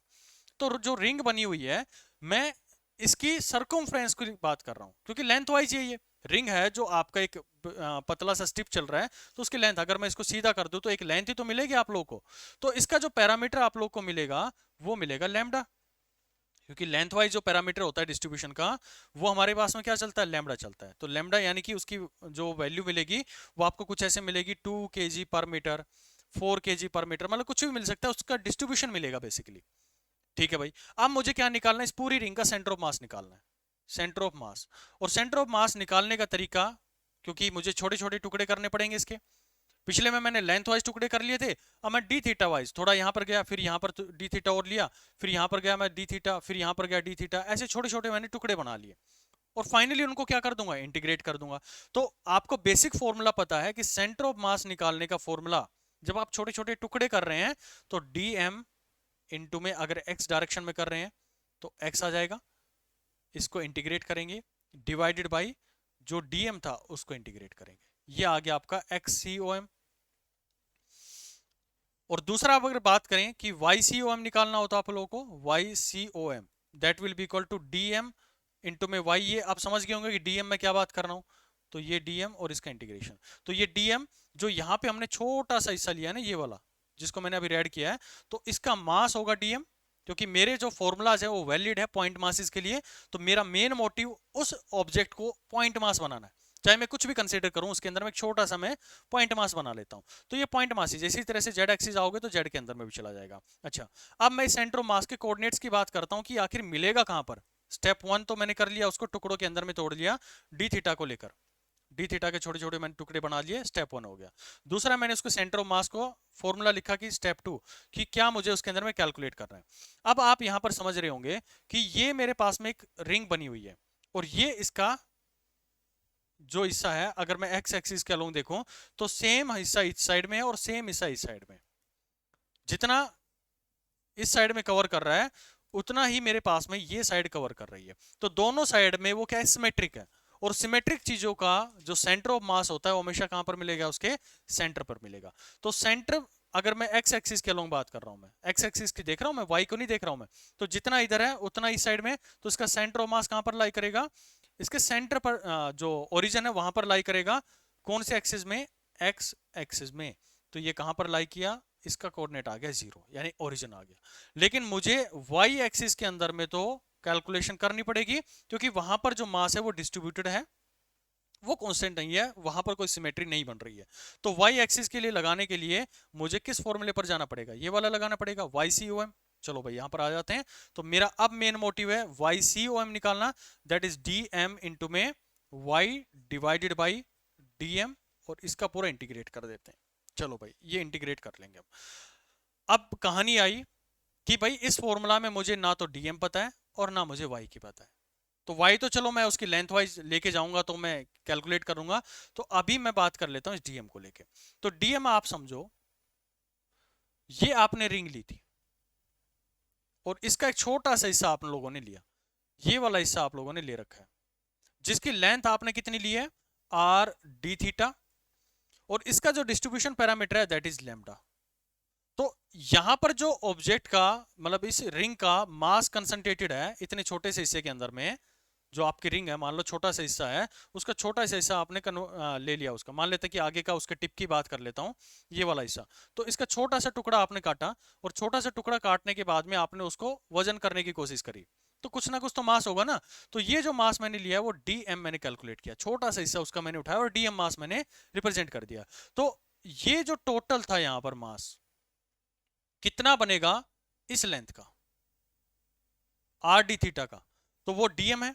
और डीएम निकालने का तरीका है कि ये उसकी लेंथ है और लैम्डा उसका डिस्ट्रीब्यूशन पैरामीटर है, तो मैं डायरेक्टली मल्टीप्लाई कर दूं लैम्डा इंटू में आर डी थीटा से, सेम वही कैलकुलेशन जो अभी तक हम करते आ रहे हैं वही मैंने यहां पर कर दिया, लैम्डा इंटू में आर डी थीटा। चलो तो ये मिल गया मुझे। अब मुझे क्या करना है, सीधा इसके अंदर में रख देना है, यहां से मेरे पास में लैम्डा इंटू में आर डी थीटा इंटू में कितना आएगा भाई, ये इसका वाई कोऑर्डिनेट कितना आएगा यहाँ पर, एक मिनट थोड़ा सा इसके अंदर में आपको मैं फील और करवा देता हूँ। तो आपने कहा कि ये मेरे पास में आर था, दिस इज थीटा, और ये लेंथ थी, ये आर थी, ऐसा ही था ना। तो ये नीचे वाला कंपोनेंट था आर कोस थीटा, और ये ऊपर वाला कंपोनेंट है वो है आर साइन थीटा। अब आप देख रहे हैं कि भाई जो लेंथ है वाई डायरेक्शन में उसका चेंज हो रहा है, एक्स डायरेक्शन में उसका मेरे पास में सेंटर ऑफ मास तो ओरिजिन पे आ गया, लेकिन मुझे कहां से कहां तक जाना है, जीरो से लेके इस पॉइंट तक जाना है, इसकी टॉप तक, जिसकी लेंथ कितनी है, आर कोस थीटा है। तो वाई का वैल्यू मुझे कितना मिल गया, आर कोस थीटा मिल गया। ये वाई समझ में आया कि नहीं आया आप लोगों को। भाई मैं ये कह रहा हूं कि आपने आर यहां पर था, आपको एक्स एक्सिस में पता लग गया कि उसके कोऑर्डिनेट हैं वो जीरो आएंगे, मतलब उसका जो ओरिजिन आएगा वही उसका सेंटर ऑफ मास होगा एक्स डायरेक्शन में। लेकिन वाई डायरेक्शन में उसका मास क्या डिस्ट्रीब्यूट होता जा रहा है, अलग अलग उसका मास है, शेप वाइज उसका चेंज होता जा रहा है, तो उसका मास अलग होगा। तो मेरा जो लेंथ है, इस लेंथ से यहां से लेकर मुझे इस पॉइंट तक जाना है, तो इसकी वैल्यू कितनी है, इस y की वैल्यू कितनी है, y कोऑर्डिनेट में उसकी वैल्यू कितनी आ रही है, उसके सेंटर ऑफ मास की, क्योंकि ये पॉइंट जो है ये वाला यहां पर रहेगा, तो ये लेंथ जो है, क्योंकि पॉइंट मास हमने कंसीडर किया है, अगर इस पॉइंट पे मैं जाकर देखूं तो वो है r sin थीटा, तो यही तो मैंने रिप्रेजेंट किया, यहां पर आएगा r sin theta divided by कितना आएगा, लैम्डा जो मास था dm का हम इंटीग्रेट कर देंगे, r d थीटा, इसको इंटीग्रेट करो, इसको सोल्व। जब आप इस पूरे को सोल्व करेंगे तो आपके पास में जो आंसर आएगा, अच्छा दूसरी चीज और कि मैं इसको इंटीग्रेट कहां से कहां तक करूं, इस पॉइंट से लेके जीरो से लेके पूरा 180 डिग्री घूमूंगा मैं, तो जीरो से लेके पाई तक मुझे इसकी लिमिट लगानी पड़ेगी, जीरो से पाई, इसको भी जीरो से पाई करेंगे, पूरा कैलकुलेट करोगे आप लोग, तो आपके पास में जो आंसर आएगा Y centre of mass that will be equal to 2r/पाई। बहुत इंपॉर्टेंट फॉर्मूला है, नोट डाउन कर लेंगे। यानी कि एक रिंग है, उसका सेंटर ऑफ मास क्या मिलेगा, 0,2r/पाई, यानी कि x कोऑर्डिनेट उसका क्या मिलेगा 0 और y कोऑर्डिनेट उसका क्या मिलेगा 2r/पाई। ये कहानी थी जब मैंने रिंग को ऐसे हॉरिजॉन्टली रखा था। मान लेता हूं कि रिंग को मैं ऐसे रख दूंगा, तब क्या हो जाएगा, करो इसको कैलकुलेट, तब आप देखना इसका x कोऑर्डिनेट आएगा, y कोऑर्डिनेट इसका क्या हो जाएगा, सिमेट्रिक हो गया, वहां पर 0 हो जाएगा, लेकिन वो सेंटर ऑफ मास कहां पर लाई करेगा, उस केस में भी 2r/पाई पर ही लाई करेगा। तो दो चीजें हमने देख ली है, एक अगर लेंथ वाइज डिस्ट्रीब्यूशन हो रहा है तो, दूसरा हमने एक रिंग को देखा, सेमी सर्कल रिंग को, तो उसके अंदर में 2r/पाई आपका आ गया। अब आप समझ गए होंगे कि हमें क्या अप्रोच आगे के क्वेश्चंस के अंदर में रखनी है। तो मैं आगे के क्वेश्चंस मतलब जो टॉपिक है उसके अंदर में नेक्स्ट जो आता है, अभी हमने रिंग की बात कर ली है, अब सेंटर ऑफ मास, अब देखो कितनी स्मूथ होती चली जाएंगी चीजें, क्योंकि आपको स्टेप पता लग गए हैं कि यही चीज आपको फॉलो करनी है, आपका आंसर आपके सामने हो जाएगा। Centre of mass of half disc, disc को ले लेते हैं भाई। अब तो अभी तक आपने दो चीजें जो देखी उसमें अगर अच्छे से एक ऑब्जर्वेशन किया हो, तो मैंने लेंथ वाइज अगर बात करी, तो लेंथ में मैंने x डिस्टेंस पर जाकर एक dx एलिमेंट लिया। तो जब भी लेंथ से लेकर या रोड को लेकर बात करें तो आपको एक की पॉइंट याद रखना हमेशा, और इससे बिल्कुल डाइवर्ट नहीं होना है, कि x डिस्टेंस पर जाकर, जो लिखवा रहा हूं वो लिख लो, x डिस्टेंस पर जाकर dx में तोड़ो, dx में तोड़ो,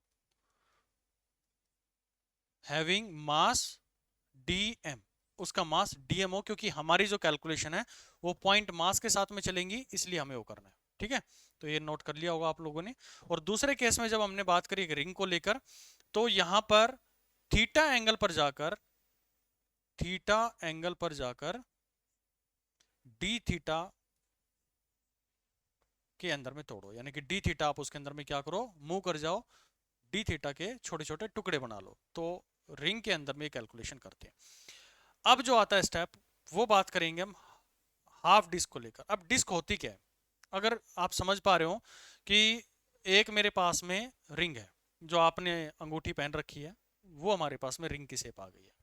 अब कोई घर के अंदर में कोई प्लेट होगी, या फिर कोई कुछ भी, जो प्लेन शेप की बात करूं मैं, कुछ इस तरह का प्लेट ही आप कंसीडर कर लो, तो आप उसके अंदर में क्या कर रहे हो, हर पॉइंट के ऊपर में उसके ऊपर में मास है। ऐसा तो है नहीं कि भाई बीच में छेद है, उसके अंदर में छेद है, तो जो भी चीज डालोगे नीचे की साइड में चली जाएगी, वो अलग शेप हमारे पास में आती है। तो थ्रू आउट द प्लेट आपके पास में मास डिस्ट्रीब्यूटेड है। तो ऐसी जो चीज होती है उसको हम क्या बोलते हैं, डिस्क बोलते हैं, यानी कि हर पॉइंट पर उसके मास डिस्ट्रीब्यूटेड है। अब इस डिस्क को मैंने क्या कर दिया, दो हिस्सों के अंदर में बांट दिया, तो ये बन गई मेरे पास में हाफ डिस्क। यानी कि अब अगर मैं इस हाफ डिस्क को रिप्रेजेंट करना चाहूं, तो यहां पर ये हाफ डिस्क कुछ ऐसा आ गया। ठीक है, अभी समझते चलो।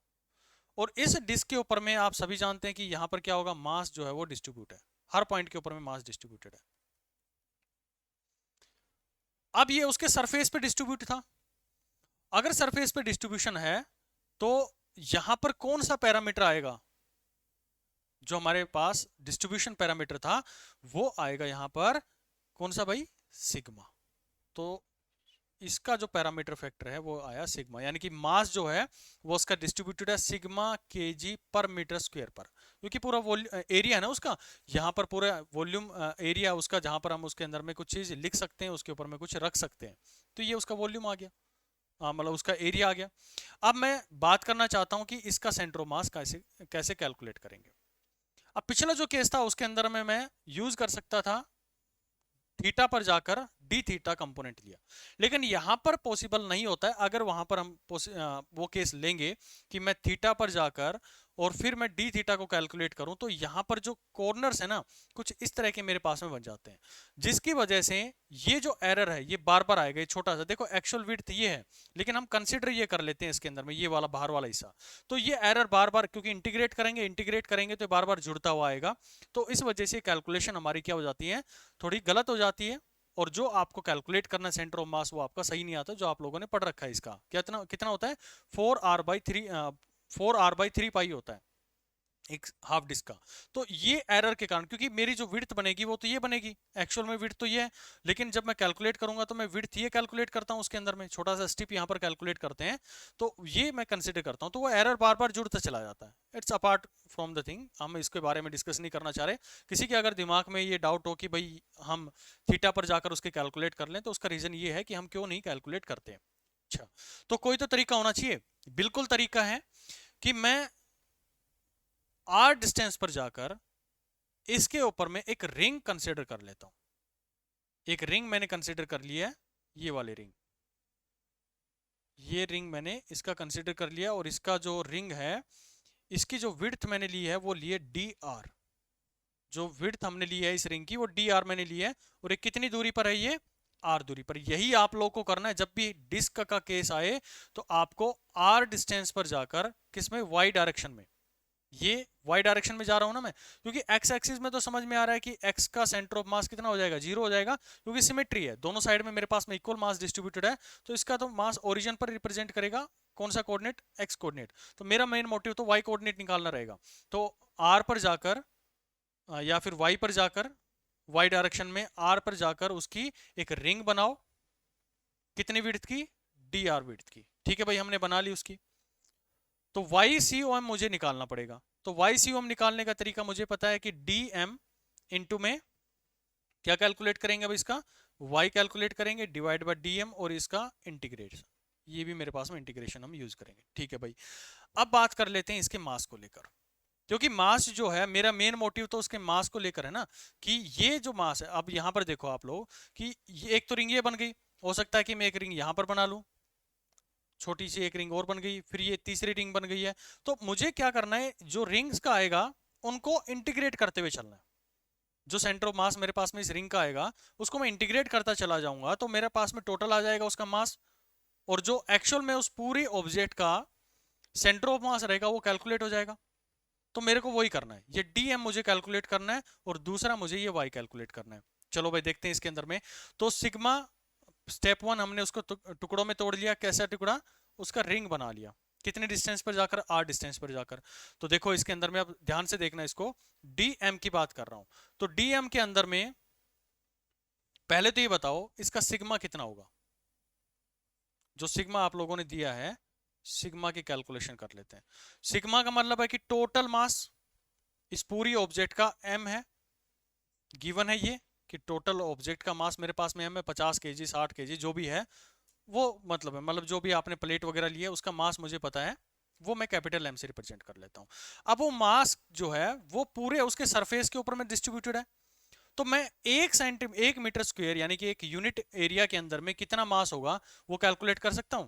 भाई इस पूरे का एरिया कितना होता है, कितना होगा इसका पूरा एरिया, बिल्कुल 2 पाई r स्क्वायर, सॉरी क्योंकि एरिया की बात कर रहा हूं तो एरिया मेरे पास में सर्किल का जो आता है वो मेरे पास में पाई आर स्क्वायर आएगा। क्योंकि मैं हाफ की बात कर रहा हूं तो ये कितना बन जाएगा, पाई आर स्क्वायर बाई 2 हो जाएगा। ठीक है भाई, पाई आर स्क्वायर बाई 2 हो गया। तो हाफ रिंग का जो मास है वो कितना डिस्ट्रीब्यूटेड है, पाई आर स्क्वायर बाई 2 पर। तो यहां से आपके पास में आया उसका sigma 2m divided by pi R square. पहली इक्वेशन आपको समझ में आई कि मैंने उसके अंदर में किया क्या है, जो रिंग मेरे पास में थी मुझे पता है इसका डिस्ट्रीब्यूशन पैरामीटर सिग्मा है, लेकिन इस सिग्मा को अगर मैं, मेरे पास वैल्यू तो कोई गिवन नहीं है, तो मैं मास की फॉर्म में लिखना चाहूँ तो ये आ गया 2m/πr² आ गया। ठीक है भाई, सिग्मा मुझे मिल गया।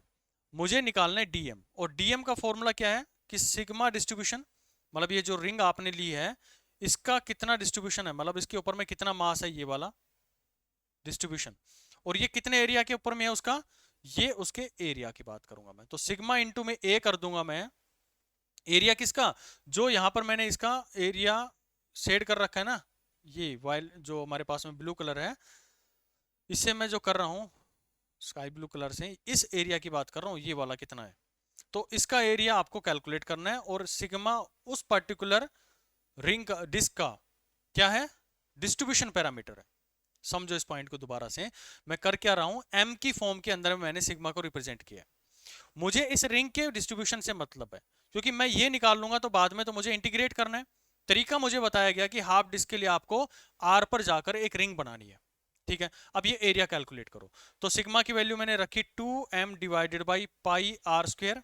ये आर बड़े वाला आएगा, पूरे एरिया की बात कर रहा हूं इस डिस्क के, जो कैपिटल आर इसका रेडियस था वो वाला। ठीक है भाई, अब एरिया को देखो तो एरिया कितना आएगा, इस लेंथ को अगर मैं सीधा देखूं तो कितनी लेंथ है भाई इसकी, ये मेरे पास में है इसकी लेंथ RdR। क्योंकि पूरा अगर मैं इसके सर्कमफ्रेंस की बात करूं तो पूरा अगर ये सर्किल होता है तो आपके पास में आता 2πr, 2πr, और ये एक हाफ सर्कल इसके अंदर में बनाया गया है। तो सिग्मा एरिया कितना आएगा इसका, πr इसकी लेंथ आ गई है, और dr इसकी क्या होगी, मोटाई होगी ये वाला। देखो यहां पर मैं बना दूं इसको, तो आप इसको फ्लैट कर दो, तो ये लेंथ कितनी आएगी इसकी, πr आएगी, और इसकी विड्थ कितनी थी, ये dr हमने ली थी, इसका वॉल्यूम आ गया इस टिप का, जो इस रिंग का, तो πr इंटू में dr। मेनली मेरे को dm कैलकुलेट करना था, dm कैलकुलेट करूंगा, फिर y कैलकुलेट करूंगा, और सारी वैल्यूज को इसके अंदर पुट कर देंगे। तो dm कैलकुलेट करने के लिए मैंने ये पूरा सिनेरियो लिया है कि मैं उसके अंदर में एक रिंग को कंसीडर कर रहा हूं, तो πr इंटू में dr आ गया। πr उसका क्या आया, लेंथ आया, और dr उस रिंग की मोटाई आई है, तो dm मुझे मिल गया। ठीक है भाई, अब बात करें इसके वाई सेंटर ऑफ मास को लेकर, तो वाई सेंटर ऑफ मास का क्या फॉर्मूला है, dm इंटू में y डिवाइडेड बाई क्या आएगा, dm का मुझे इंटीग्रेशन कर देना है। तो रखो dm की वैल्यू, जब dm की वैल्यू इसके अंदर पुट करेंगे तो आपके पास में आ रहा है 2m/r², ये वाला 2m/πr², पाई से पाई कैंसिल हो जाएगा तो हम सीधा r² इसके अंदर में लिख सकते हैं, r² इंटू में r/dr। अच्छा, और ये जो इसका सेंटर ऑफ मास रहेगा, मतलब मुझे कहां से कहां तक जाना है इसके अंदर में, इस पॉइंट से इस पॉइंट तक मुझे इसकी कैलकुलेट करनी है, जो इसका सेंटर ऑफ मास रहेगा। तो मैं लिख सकता हूं 2r डिवाइड बाई पाई, यानी कि r/π/2 था, तो मुझे इसके अंदर में π/2 से 2 ऊपर चला जाएगा, तो ये आ गया हमारे पास में 2। तो ये आपका y कोऑर्डिनेट इसके अंदर में मिल गया, और इसको आप इंटीग्रेट करेंगे, नीचे dm आया दोबारा से, तो 2m divided by r² into में r/dr, ये आ गया। आप इसको इंटीग्रेट करेंगे, कहां से कहां तक इंटीग्रेट करना है भाई, 0 से लेकर मुझे इस पूरे r तक पहुंचना है, इसके लिए मुझे ये पूरा इंटीग्रेट करना पड़ेगा, तो 0 से r तक मैं जाऊंगा, यहां पर 0 से r तक हम जाएंगे, और जब आप इस पूरे को कैलकुलेट करेंगे तो इसका मैं आपको आंसर बता देता हूं, that will be equal to 4r/3π। तो y सेंटर ऑफ मास आया आपके पास में 4r/3π, ये इंपॉर्टेंट इसके अंदर में है। तो तीन चीज हमने देख ली है, पहला मैंने लेंथ वाइज आपको दिखाया, दूसरा उसके एरिया वाइज दिखाया, मतलब रिंग का दिखाया, तीसरा हमने डिस्क का देख लिया। अब इसके अंदर में और भी बहुत सारी शेप्स आएंगी, लेकिन बेसिक सभी के अंदर में ये चलेगा, मैं वो आप लोग को करने के लिए दे रहा हूं, आप वो अपना एक बार ट्राई कर लेंगे तो क्या आंसर जो आएगा आप उसको याद रख लेंगे, क्योंकि आगे जो चीज़ें चलेंगी वो सिर्फ आपको आंसर उसके अंदर में याद रखने हैं। ये जो डिस्ट्रीब्यूशन मैंने पैरामीटर्स आप लोगों को किस तरह से कैलकुलेट करनी, वो एक फील दिलाने के लिए कि कैसे डीएम को हम कैलकुलेट करते हैं, क्योंकि मेन सारा का सारा आपने देखा था डीएम कैलकुलेट हो गया, तो समझ लो हमारा आंसर जो है वो बिल्कुल ईजी हो गया उसके अंदर में। तो यहाँ से आपने देखा कि 3 कैलकुलेशन हमने कर लिए, चौथी मेरे पास में कैलकुलेशन आएगी होलो हेमिस्फीयर की। अभी मैं हेमी पर चल रहा हूँ या फिर हाफ डिस्क वगैरह इन्हीं के ऊपर में चले हैं, इसके अंदर में भी हमारा वही चीज़ें चलेगी। शेप मैं आपको बता देता हूँ, कुछ इस तरह की शेप बनेगी इसकी, या फिर मैं करवा दूँ भाई, चलो करवा देते हैं यार, मैं सोच रहा था कि आप लोग खुद कर लें। अब मैं फटाफट लिखता चलूंगा, और जो मेन मेन पॉइंट है वो मैं आप लोग को बताता चलूंगा, बाकी इसके अंदर में कुछ नहीं है। इसमें सिर्फ आपको जो कैलकुलेट करना होगा, सेंटर ऑफ मास कैलकुलेट करना है। तो स्टेप 1 आपको पता है क्या करना पड़ेगा, इसके अंदर में टुकड़ों में तोड़ना पड़ेगा। तो इसका टुकड़ा जो रहेगा वो स्टेप बिल्कुल फिक्स रहेगा कि आप आर डी थीटा के पास में जाकर आपको क्या मानना है, एक डिस्क उसके अंदर में कंसिडर कर लेनी है। तो ये डिस्क यहाँ पर कंसिडर कर ली जाती है इस केस के अंदर में। ये आप सिर्फ एक बार याद करने के लिए आप इस तरीके से देख सकते हैं, बाकी तो आपको फॉर्मूला याद करने हैं। ये हम इसके अंदर में स्टिप तोड़ेंगे, तो मैं सीधा इसका सिग्मा लिख देता हूँ। आपको अगर टाइम लगे तो थोड़ा सा आप उसके ऊपर में कैलकुलेट करके देख सकते हैं, क्योंकि सरफेस की बात कर रहा है, क्योंकि बाहर जो होलो स्फीयर है उसका तो होलो हेमिस्फीयर है, तो बाहर बाहर का उसका एरिया आएगा। जैसे फुटबॉल है मान लो, उसको मैं काट देता हूँ बीचों बीच, तो अंदर का हिस्सा तो खोखला है ना, बाहर उसके सरफेस सरफेस पे चार्जेस है या फिर जो मास है वो डिस्ट्रीब्यूटेड है। जब इलेक्ट्रोस्टैट आएगा तो वहाँ पे चार्जेस आ जाएंगे, और जब मास है तो मतलब जो हम कहानी यहाँ पर पढ़ रहे हैं सेंटर ऑफ मास की पढ़ेंगे, ग्रेविटेशन के पढ़ेंगे, मोमेंट ऑफ इनर्शिया के पढ़ेंगे, तो मास ही रहने वाला है। तो ये सिग्मा जो बनेगा उस पूरी रिंग के अंदर में किस तरह से डिस्ट्रीब्यूटेड होगा। ये एक स्फीयर का एरिया कितना होता है भाई, 4πr² होता है। और जब उसके हेमी स्फीयर की बात कर रहा हूँ तो ये आ गया 2πr² हो गया। तो डिस्ट्रीब्यूशन टोटल मास इसका कितना है, m है। तो m को मैंने डिस्ट्रीब्यूट किया है, तो पर मीटर स्क्वायर उसका डिस्ट्रीब्यूशन कितना हो गया, 2πr² हो गया। ये पहली क्वेश्चन आ गई। फिर मुझे दूसरा क्या करना होता है, इसका आर डी थीटा के ऊपर में जाके मुझे इसकी कैलकुलेशन करनी है। तो ये मैंने 2 पॉइंट कंसिडर करे, ये मेरे पास थीटा था, इसका रेडियस जो था वो आर था, ये वैल्यू जो ली थी वो मैंने डी थीटा ली थी। तो मेनली ये था कि मैं इस टिप को यहाँ पर जाकर एक स्टिप बना लेता हूँ, यानी कि एक डिस्क वहां पर कंसिडर कर ली जाती है जिसकी लेंथ कितनी हुई है, यानी कि इसकी विड्थ मेरे पास में आर डी थीटा हो गई है। अब मेन जो कैलकुलेशन आती है इसकी डी एम को लेकर कैलकुलेट करना होता है। डी एम निकालना आ गया तो सब कुछ आ गया इसके अंदर में, बाकी तो कुछ बचा ही नहीं है, इंटीग्रेशन करना है। तो देखो यहां पर डीएम निकालने का तरीका है सिग्मा इंटू में ए। तो सिग्मा की वैल्यू मुझे मिल गई है मास इंटू में 2πr²। अब एरिया को कैलकुलेट करो। एरिया का कैलकुलेट करने का सीधा तरीका है कि जो डिस्क है उसको सीधा कर लो। तो डिस्क को जब आपने सीधा किया तो ये वैल्यू आई मेरे पास में 2πr, क्योंकि ये पीछे भी घूम के आएगी ना, होलो डिस्क है तो पूरा सर्कमफ्रेंस ले रही है वो, तो 2πr हो गया। मैं उसका टॉप ओवरव्यू देखूं कुछ इस तरह से देखूं उसको, तो मेरे को उसका ये हिस्सा दिख रहा है, इतना मैंने स्टिप कंसीडर किया उसका, जो कि यहाँ पर मैंने क्या किया, इसको डॉट डॉट किया है। तो इसका मतलब यहाँ पर मास है, उसके अंदर में डिस्क मैंने जो लिया है उसके अंदर से काट के इतना हिस्सा में, ये पीछे से भी घूम के आ रहा होगा ना, इसके पीछे से ऐसे घूम के आ रहा है, ये नीचे वाला हिस्सा ऐसे घूम के आ रहा है। तो पूरी स्टिप को मैंने उसकी पूरी डिस्क को मैंने काट के आपके सामने दिखाया। तो इसका कोई रेडियस होगा, और ये रेडियस कितना होगा भाई, आर कोस थीटा। क्यों आर कोस थीटा लिया मैंने, आई होप आपको समझ में आ गया होगा कि ये आर है तो इसका कंपोनेंट ये कितना होगा, आर कोस थीटा, और ये वर्टिकल कंपोनेंट इसका कितना होगा, आर साइन थीटा। तो जो नीचे वाली ये स्टिप है थीटा एंगल पर, ये जो बनेगा इसका आर, वो कितना बनेगा, आर कोस थीटा। ये आर कोस थीटा आपको समझ में आ गया होगा। इस थीटा पर जाकर ये जो डिस्क बनी है इसका रेडियस जो पीछे से घूम के आ रही है, इसके रेडियस की बात कर रहा हूं, क्योंकि एरिया मुझे कैलकुलेट करना है तो उसकी लेंथ इंटू में उसकी विड्थ दोनों को मल्टीप्लाई करना पड़ेगा। तो लेंथ को तो मैंने देखा कि अगर मैं स्ट्रिप को ऐसे थी और इसको पूरा काट दूं मैं और ऐसे सीधा बना दूं तो कितना आएगा भाई, ये 2πr आ जाएगा। और r मुझे पता है कितना, r cos थीटा है, तो 2πr cos थीटा आ गया। भाई रेडियस जो है उसका r cos थीटा है ना, तो ये r cos थीटा मैंने रिप्रेजेंट कर दिया, यानी कि लेंथ के लिए मैं कंसीडर हो गया। और विड्थ के लिए, इसकी विड्थ कितनी मैंने ली है भाई, ये वाला आर डी थीटा लिया आप लोगों ने, तो ये आ गई आर डी थीटा। देखो मेनली आपको ये रिप्रेजेंट करना आना चाहिए कि सिग्मा तो मेरे पास में मैंने कैलकुलेट कर लिया उसके मास से डिस्ट्रीब्यूट करवा के थ्रू आउट द सरफेस। और एरिया के लिए मुझे दो चीज चाहिए, लेंथ और दूसरे उसकी विड्थ।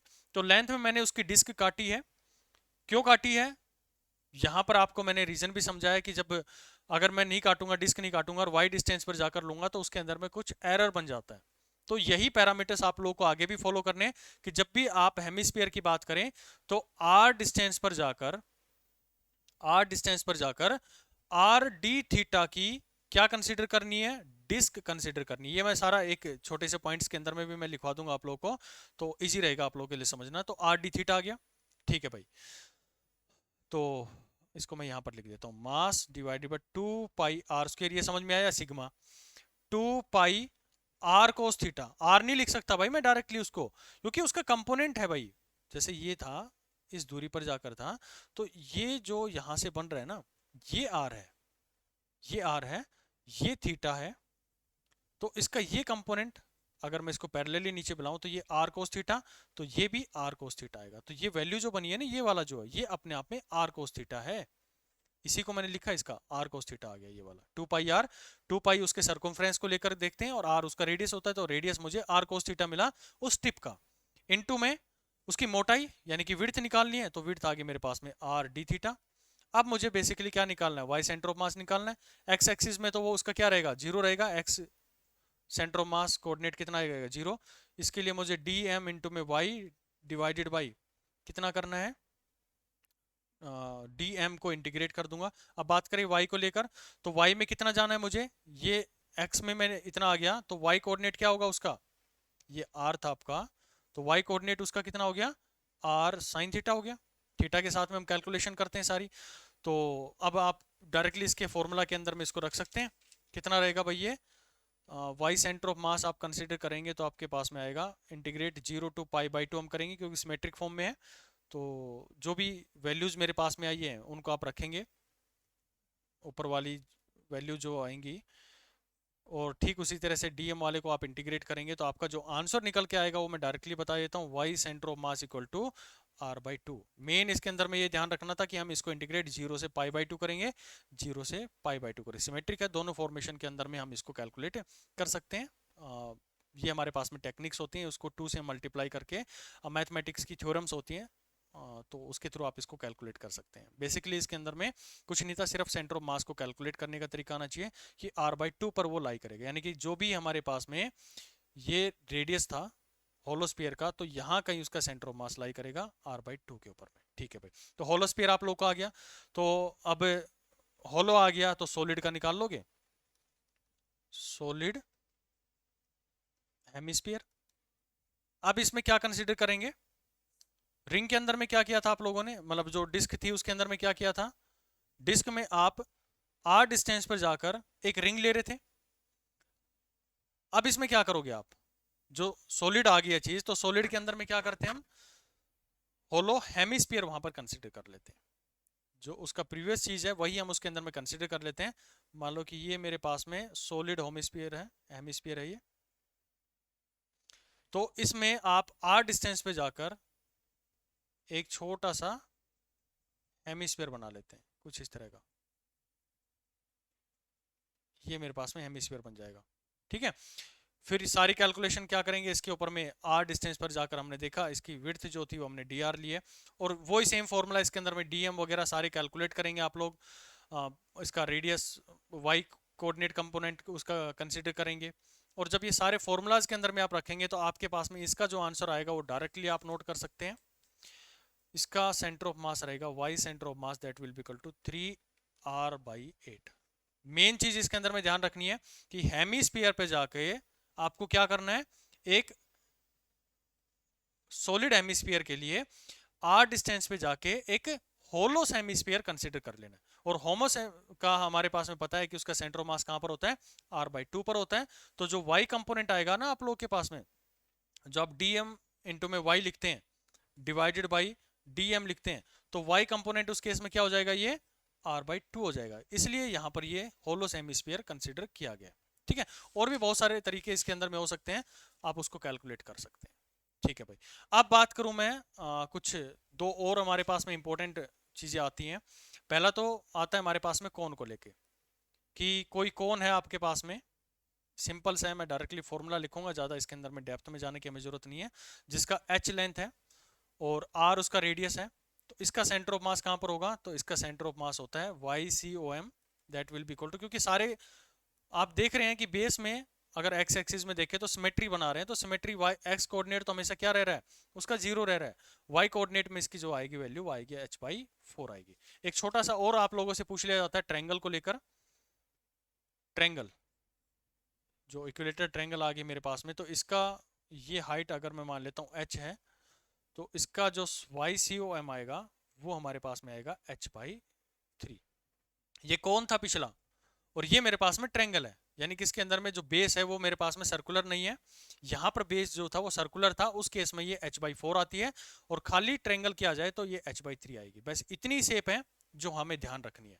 हमारी थ्रू आउट द क्लासेज इसके अंदर में इनसे चर्चा होती रहेगी, बार बार 4-5 चैप्टर जो हैं उसके अंदर में बार बार इनसे हम डील करते रहेंगे। तो आज अगर आप लोग को ये समझ में आ गया तो समझ लो आपकी आगे की क्लासेज जो है वो बिल्कुल स्मूथ होती चली जाएंगी। मेन मेरा मोटिव जो था, सेंटर ऑफ मास हम तभी निकाल सकते हैं जब हमारे पास में पॉइंट मास कंसीडर हो, और पॉइंट मास करने के लिए मुझे डीएम कैलकुलेट करना पड़ेगा, और डीएम कैलकुलेट करने के लिए मुझे उसका डिस्ट्रीब्यूशन पैरामीटर पता होना चाहिए कि सिग्मा यूज कर रहा है या लैम्डा यूज कर रहा है या फिर रो यूज कर रहा है। तो तीनों पैरामीटर से आप कोई भी उसकी कैलकुलेशन कर सकते हैं। ठीक है, अब बात आई कि इतना कुछ आप लोगों ने बता दिया, क्या कोई तरीका है इनको याद करने का एक ही स्टेप के अंदर में? बिल्कुल है भाई, एक ही तरीका है, बता दें। बहुत ही छोटी सी एक ट्रिक बना रखी है इसकी याद रखने की, हालांकि वैसे तो आप लोग को याद हो गए होंगे, फिर भी मैं ट्रिक बता देता हूँ। लेकिन एक छोटा सा पॉइंट आप लोग ध्यान रखेंगे इसके अंदर में, जो भी मैं बताना चाह रहा हूँ आप लोग को, कि इन सब चीज़ों से आपने सीखा क्या है। मैं 5 पॉइंट लिखवा देता हूँ, ये 5 पॉइंट आप लोग थ्रू आउट जितनी भी आप आगे तक स्टडी करेंगे ध्यान रखेंगे। रोड के केस में आपने किया क्या था? रोड के केस में एक्स पर जाकर डी एक्स में तोड़ा था, तोड़ी थी आपने सारी चीजें। अगर आप लोगों को ध्यान में आ रहा हो, एक रोड ली थी मैंने और ओरिजिन से मैं एक्स दूरी पर गया था और उसको छोटे से टुकड़े में तोड़ के उसके मास को डी एम मैंने मान लिया था और सारी कैलकुलेशन मैंने उससे की। ठीक है, दूसरा पॉइंट आप लोगों को बात करें तो रिंग के केस में आपने क्या किया? तो रिंग के केस में आपने थीटा पर जाकर डी डी थीटा में तोड़ा था। यही किया होगा ना आप लोगों ने। ये रिंग में था, रिंग के केस में तो हम क्या किए इसके अंदर में, यहां पर जाकर थीटा एंगल पर जाकर उसको छोटे से डी थीटा में तोड़ा था, और ये जो डिस्टेंस यानी उसकी जो विड्थ थी मेरे पास में वो 8 डी थीटा थी, और ये जो मास था इसका वो डीएम था, और इसका डिस्ट्रीब्यूशन पैरामीटर ऊपर वाले में लैम्डा था, यहां पर क्या था मेरे पास, सिग्मा। ठीक है भाई, तीसरा पॉइंट की बात करूं तो तीसरे पॉइंट में डिस्क को लिया आप लोगों ने। तो डिस्क में आपने क्या किया है, आर डिस्टेंस पर जाकर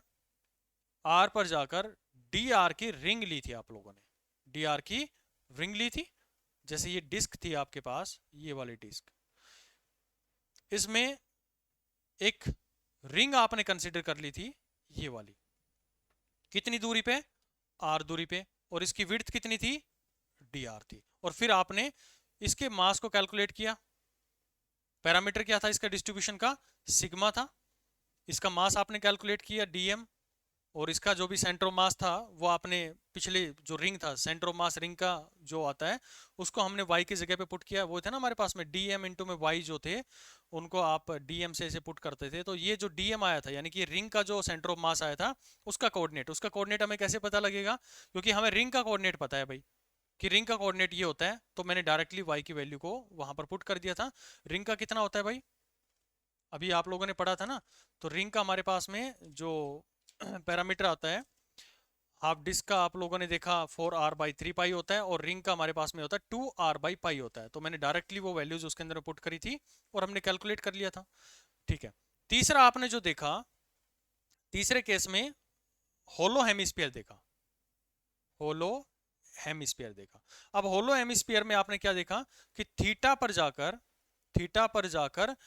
डी थीटा की हमने एक रिंग ली, मतलब डी थीटा का एक स्टिप लिया, और उसको आर थीटा डी थीटा की मोटाई में हमने कंसीडर किया। मतलब एक स्टिप हमने ली, डी थीटा में तोड़ा, थीटा पर जाकर डी थीटा में तोड़ा, और आर डी थीटा की हमने मोटाई ली। यानी कि बेसिकली मैंने उसके अंदर में किया क्या है, एक डिस्क उसके अंदर में कंसीडर कर लिया। ठीक है, तो ये आर डी थीटा की ले ली। फिर हमने देखा जो लास्ट था हमारे पास में, सॉलिड हेमिस्फीयर। सॉलिड हेमिस्फीयर के अंदर में क्या किया आप लोगों ने, उसके ऊपर में आपने आर दूरी पर जाकर डी आर का, मतलब डी आर विड्थ का आपने क्या किया, एक होलो स्फीयर कंसीडर किया था। ऐसा ही कुछ था, जैसे ये केस था, ये मेरे पास में क्या था, होलो हेमिस्फीयर था, और इसमें आपने आर डिस्टेंस पे जाके कोई एक होलो हेमिस्फीयर कंसीडर किया।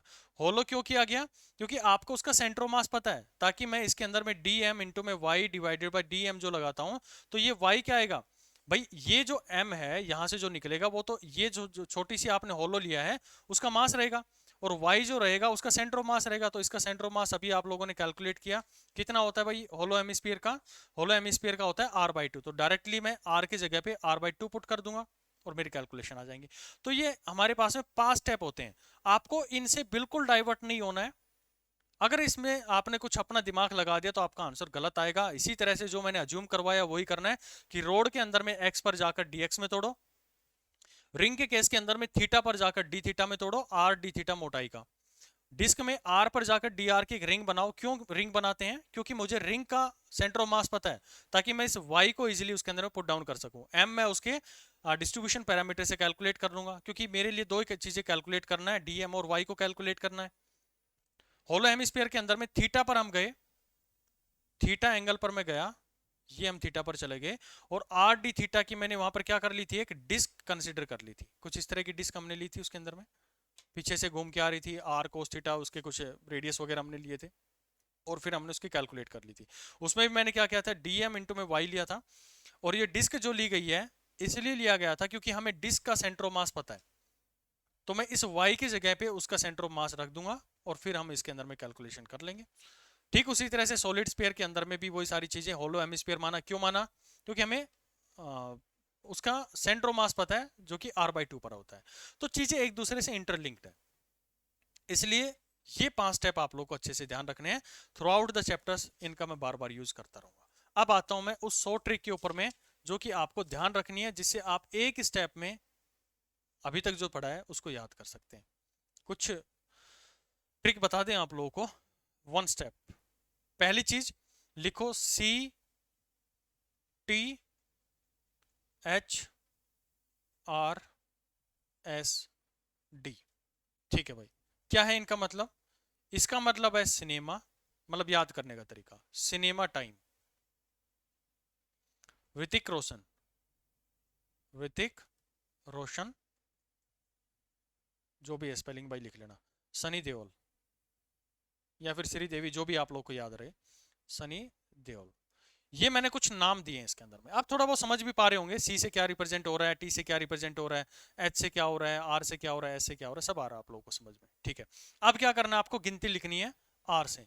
आर से गिनती लिखो 2 3 4, और यहां पर ऐसे बना दो सबके नीचे एक न्यूमरेटर डिनोमिनेटर वाला फैक्टर जो होता है ना, वो बना लो। ठीक है भाई, ये हो गया। अब 2 3 4 यहां पे लिखा है, यहां से उल्टी गिनती शुरू कर दो, 4 3 2, ये आ गया।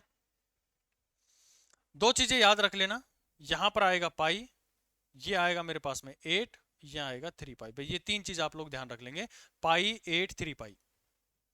और ऊपर सभी को क्या करेंगे, मल्टीप्लाई कर देंगे उसके पर्टिकुलर पैरामीटर से। रिंग है, रिंग में रेडियस होता है, तो 2r/पाई। ये हमारे पास में सॉलिड्स पे है, तो ये आ गया मेरे पास में r। ये आ गया डिस्क, 4r/3 पाई। आ रहा है समझ में? वही चीजें लिख रहा हूं या कुछ अलग कर दिया मैंने? वही चल रहा है भाई। ये h हेमिस्फीयर आ गया, तो हेमिस्फीयर के लिए हम क्या लिखते हैं, r/2 पर होता है। यही चीज हमने अभी तक पढ़ी थी। टाइम यानी कि ट्रायंगल, ट्रायंगल में क्या होता है, h/3 पर होता है, तो लो भाई h/3 आ गया। कौन कौन के अंदर में h/4 पर होता है, तो ये हमने h/4 लगा दिया। क्या था इसके अंदर में, सब याद हो गया होगा आप लोगों को। सिनेमा टाइम, ऋतिक रोशन, श्रीदेवी, सनी देओल, जो भी आप मानो। और ये यहां पर इसका मतलब है कि ये कौन का सेंटर ऑफ मास है, ये एक ट्रायंगल का सेंटर ऑफ मास है। ये हमारे पास में होलो हेमिस्फीयर का मास है, होलो हेमिस्फीयर। ये हमारे पास में क्या हो गया, एक रिंग का, हाफ रिंग जो हमारे पास में चल रही है। ये हमारे पास में सॉलिड स्फीयर का हो गया। ये किसका हो गया, एक डिस्क का हो गया, मतलब होलो हाफ डिस्क का हमने ये कैलकुलेट कर लिया। तो ये फॉर्मूला शॉर्ट ट्रिक है, बस छोटी सी बनाई हुई है, आप लोग इसको याद रख लेंगे। देख लेता हूँ कुछ इसके अंदर में गड़बड़ तो नहीं हुई है, हमने जो चीज़ें पढ़ी हैं और उसके अंदर से। तो पहला मैंने आप लोगों को बताया था रोड का, तो रोड का हमारे पास में जो था वो कितना था भाई, रोड का आया था हमारा 2r/पाई। और ये r बाई रिंग नहीं है, ये रोड लिखोगे आप लोग ना, बस ये रोड लिख लेंगे 2r/पाई। फिर दूसरा मेरे पास में है हाफ डिस्क, तो हाफ डिस्क का हमारे पास में आया था 4r/3 पाई। तो ये हाफ डिस्क आ गया, हाफ डिस्क आ गया, ये भी सही है जो हमने पढ़ा। फिर हमारे पास में आता है होलो हेमिस्फीयर, उसका हमारे पास कितना बना था भाई, ये बना था r/2। होलो हेमिस्फीयर का बिल्कुल सही है, ये भी हमारी वैल्यू सही है। फिर नेक्स्ट हमने देखा था सॉलिड हेमिस्फीयर, तो सॉलिड हेमिस्फीयर का आ रहा था 3r/8, ये रहा सॉलिड हेमिस्फीयर।